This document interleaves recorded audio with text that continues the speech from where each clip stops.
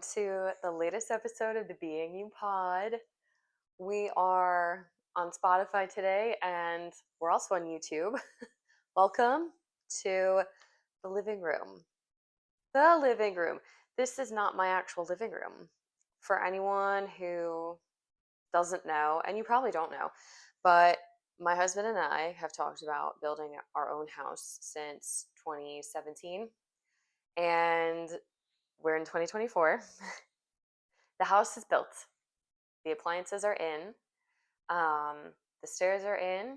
The lights are on. The Wi-Fi has been set up, but the water has not been connected. We've been pulling teeth with a few different contractors. If you have ever built a house before, hi. Welcome to a safe space to rant about it. But we built direct labor. So what that means is we didn't have a builder or a project manager helping us through the process. Like, we basically just said, okay, we're going to organize everyone ourselves. And we felt like we were pretty confident doing that because my husband's father had done that before. He built a bungalow, which is way smaller than our 4-bedroom, 2-story house. But he built a bungalow and he did it direct labor. So he kind of like knew who to go to. We knew who to go to. So that was really helpful. But getting people to work is so challenging, and I totally understand.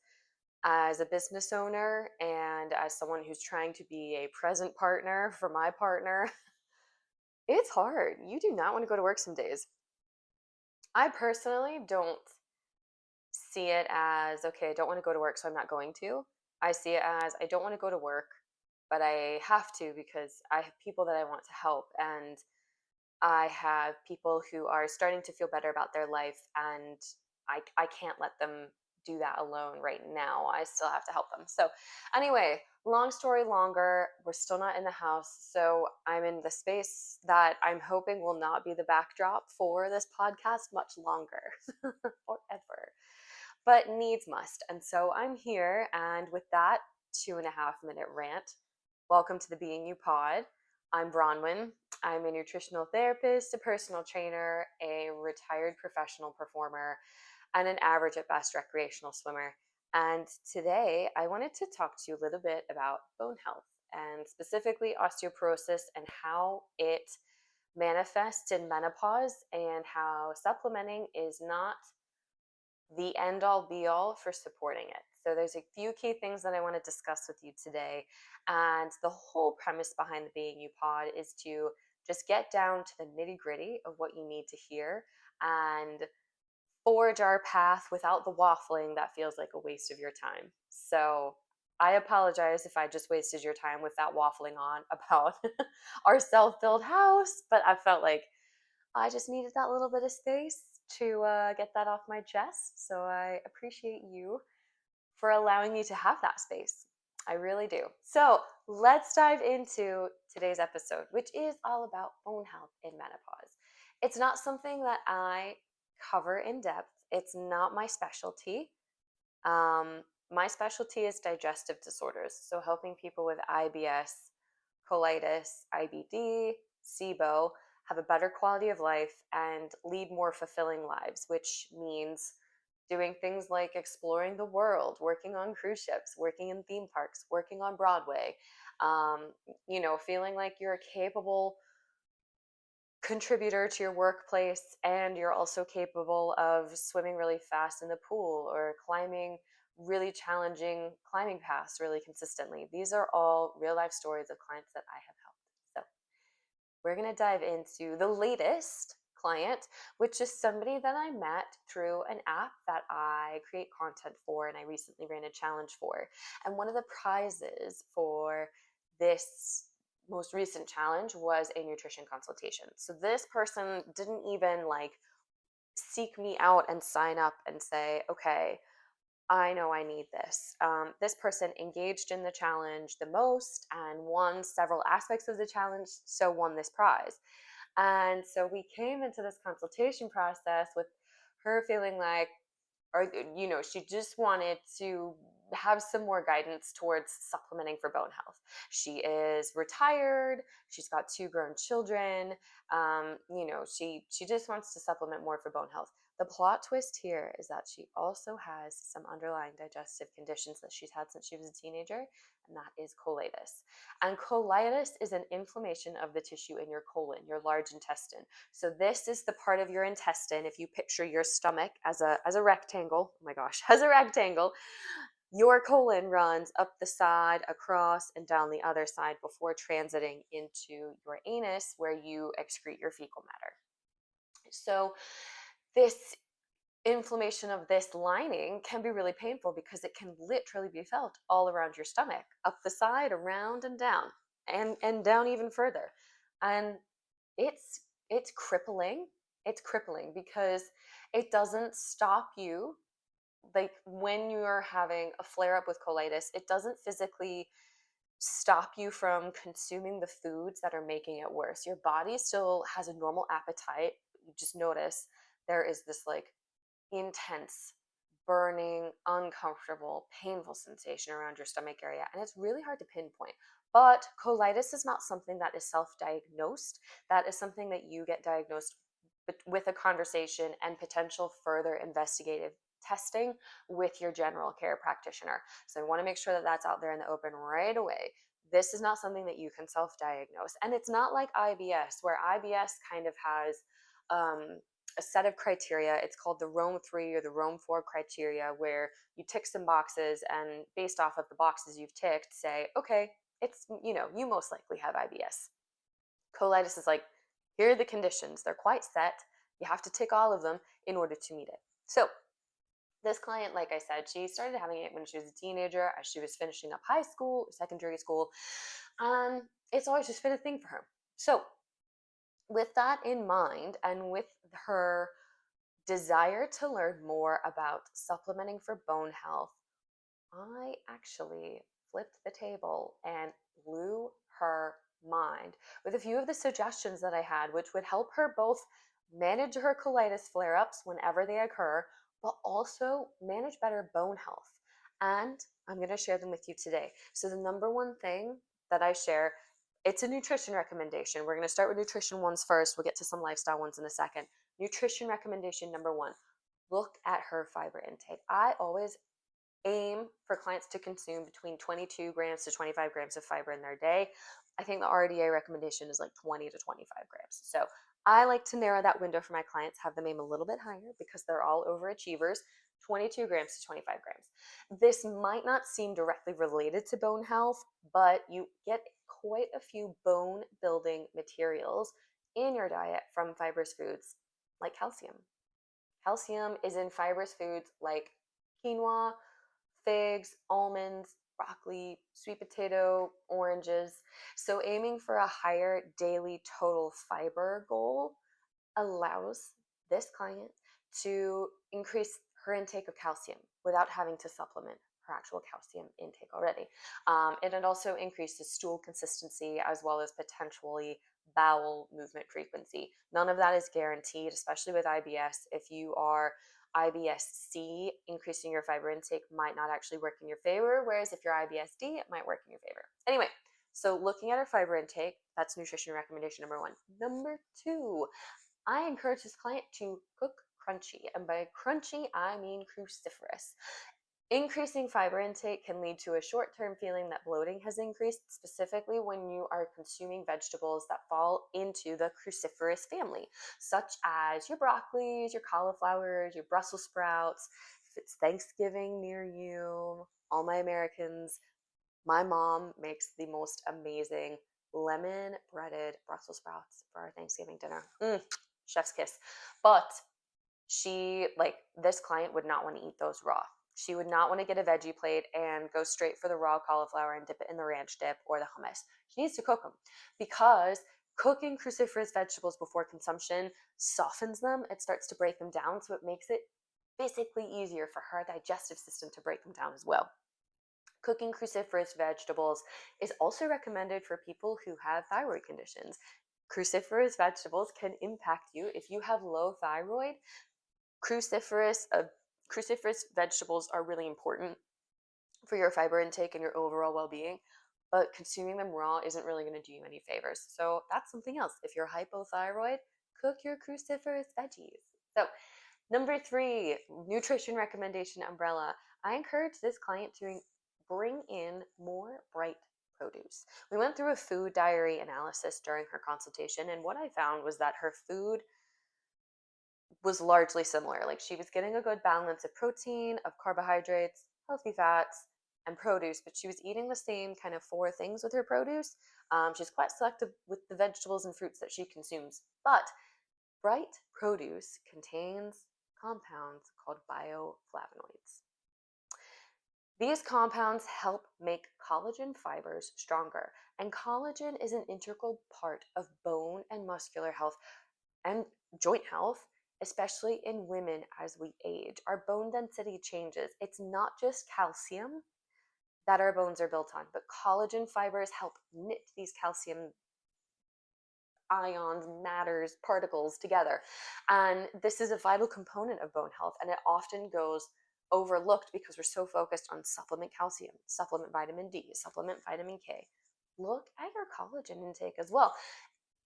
So bioflavonoids, back to bioflavonoids, this helps these collagen fibers be stronger. So even when you're not, if you feel like, oh my gosh, my collagen intake is really low and I need to supplement that, also think about incorporating more bright produce into your food diary, because these are going to help those collagen fibers actually do their job better. Like, wouldn't you hate if you were consuming all the collagen in the world, but it wasn't able to do its job because it didn't have the components it needed to be strong? So then you can look for fruits and vegetables that are really vibrant in colors like reds, oranges, yellows, and purples. We're talking eggplant or aubergine. We're talking beets or beetroot. We're talking peppers, red, yellow, orange, tomatoes, carrots, butternut squash, sweet potato, purple potatoes. All these lovely, colorful produce sources are going to give you a source of bioflavonoids, which help you maintain the collagen fibers within your bones and joints, which help keep those overall structures stronger. So those were just a few of the nutrition recommendations that I had for this client. And that's another thing too. In my practice, in my clinic, I don't go overwhelming clients with like bombarding you with so much information and 12 different pointers and an entirely different meal plan to what you've already got going on, because I don't think that that helps you. I think it makes you feel overwhelmed. I think it makes you feel guilty for not already doing these things. And I think it makes you feel like the change that you want to make for the results that you deserve is not actually feasible. And so you just throw it in, throw out, throw all the toys out the pram altogether, and you get tired of it. I don't want that for people. So those were the quick nutrition recommendations that I gave to this client. I also gave her some lifestyle and supplement ones too, which I thought I would share with you today, because I know that's what we're all here for. It's not just foods. We all know it's not just foods these days. So for fitness and lifestyle recommendations, this client is already training weight-bearing exercises with dumbbells and with her own body weight 2 or 3 times a week. I told her, don't change a thing, because in order to maintain strong bone health for women, especially after perimenopause and once you're in the menopause, your muscle mass helps keep helps hold your skeleton up no matter what. I mean, look at a baby. Babies have tummy time to learn to develop those muscles to lift their heads. You can start, if you hold a baby, you can start to feel them, digging, pressing their feet into your legs. They're learning to engage those muscles to help them stand up. So these muscles, we still need to support them, and we can do that through weight training in the menopause, and it's so beneficial. It is so super helpful. Also, it's a great stress relief. Like, we're all stressed, ball changed in this day and age, and I think that having that outlet to reduce your stress also helps your bone health overall, male or female. Like, that is, or trans or non-binary or anything like this. Your health actually, it's not just your physical health that benefits from strength training. It is also it's your mental health and your emotional health. So maintain her current exercise variety. I told her, don't change a thing. And she also incorporates high intensity interval training about once per week. So I want to make that known too, because I've had clients in classes recently who have opted to move out of the higher impact classes and into the lower impact classes because they're scared entering, they're in perimenopause. They know that menopause is very much on the horizon. They're scared of high impact classes, but they're great for cardiovascular fitness. And again, just giving your body that gentle, that occasional stimulus for higher impact exercise that helps maintain your body's overall physical integrity. So she's not going to change anything about her fitness routine. She's going to discuss some biomarkers with her GP. Now, at the time of our consultation, this person had said that she was waiting for an appointment for a DEXA scan, which is a bone density scan. This is what's going to help her actually solidify with her general care practitioner whether she needs a calcium supplement or not. This calcium is not something that you should supplement yourself. That's not something that you should take of your own initiative. It's absolutely something that you discuss with your GP or your general care practitioner first, because supplementing it's not harmful. It's not harmful, but it might not be necessary, and it might be more of a waste of your time than something else. So she's going to discuss her DEXA scan with her general care practitioner, but she's also going to be testing in a normal routine metabolic profile, comprehensive blood panel analysis, her vitamin D levels, and her alkaline phosphatase, ALP.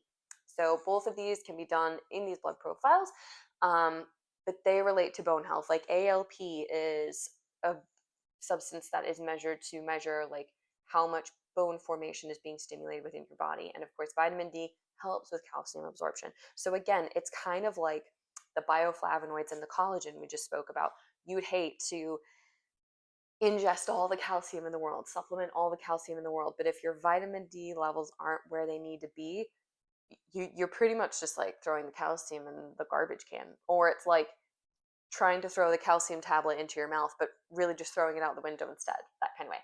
So those are two biomarkers that she's going to ask about, but really importantly, she's going to look at that DEXA scan with her GP to see if supplementing calcium is actually something that she needs to do. So there's that. I also, along the lines of these recommendations, I gave this client 3 supplement recommendations for menopause, digestion, overall support specifically. So number 1, I recommended a women's health formula probiotic because these probiotics often contain strains that support vaginal health.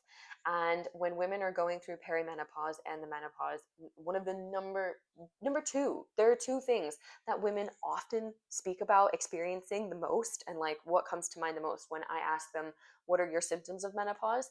Number 1, vaginal dryness, having to use extra lube if you're engaging in sex, having to, just feeling dry, itchy, uncomfortable down there. And number 2, hot flashes, not just at night, in the morning, in the evening, after a workout, before a workout, at lunchtime, all the time. A women's health probiotic can give the female body, or the female identifying body, the flora strains that are going to be helpful in mitigating vaginal dryness and also mitigating hot flashes.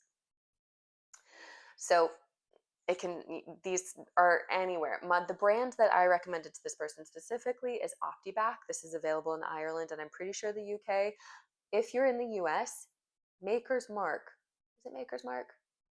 Members Choice, Members Mark, whatever the Sam's Club brand of supplements is, they have a women's health probiotic that is out of this world, so good and so affordable.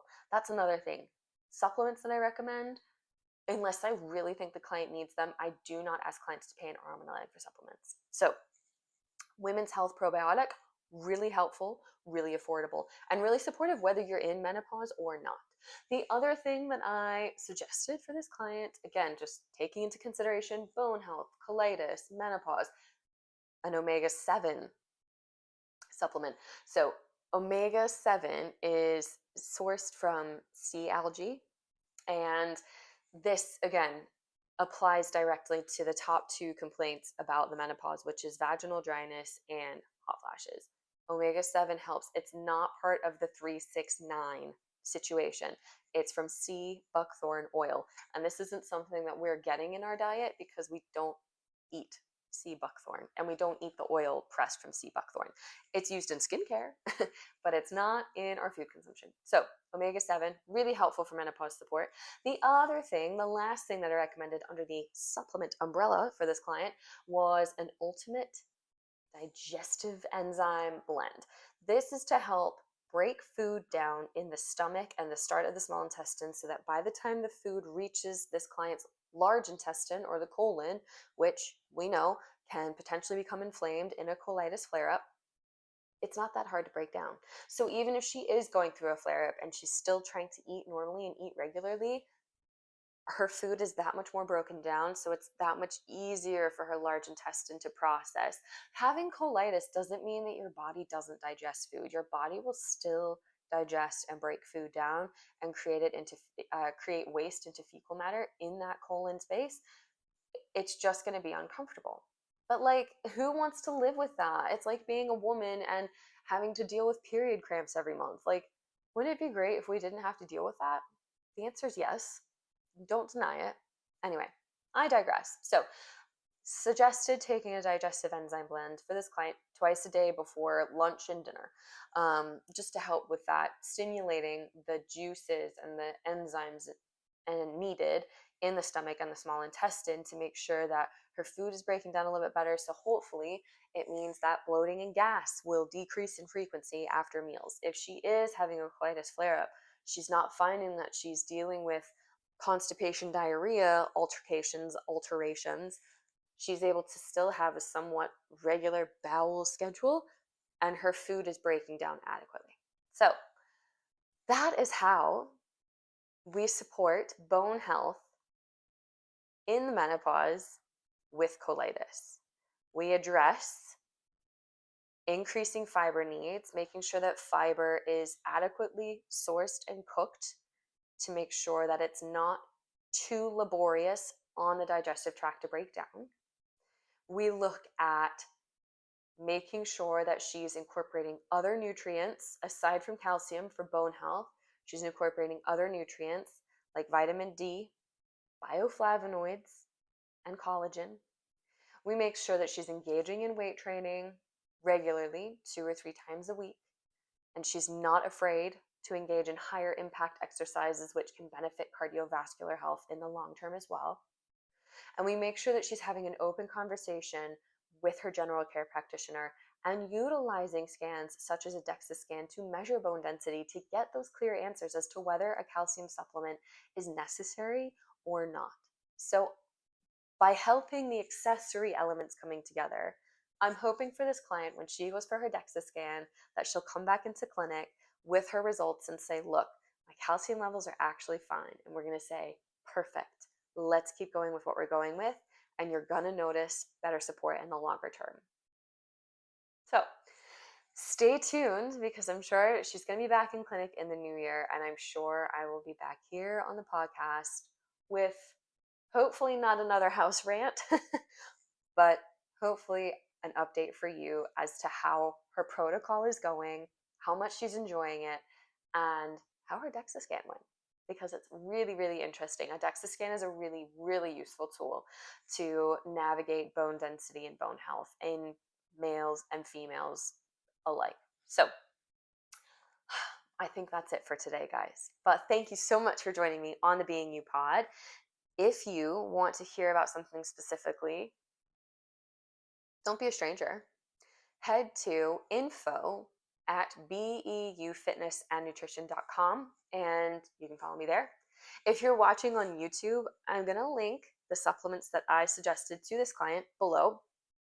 They are safe supplements to take on your own volition.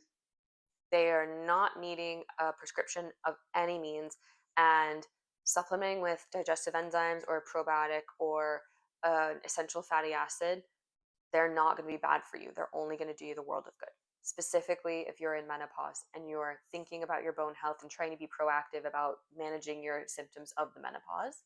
So I'll link those supplements below.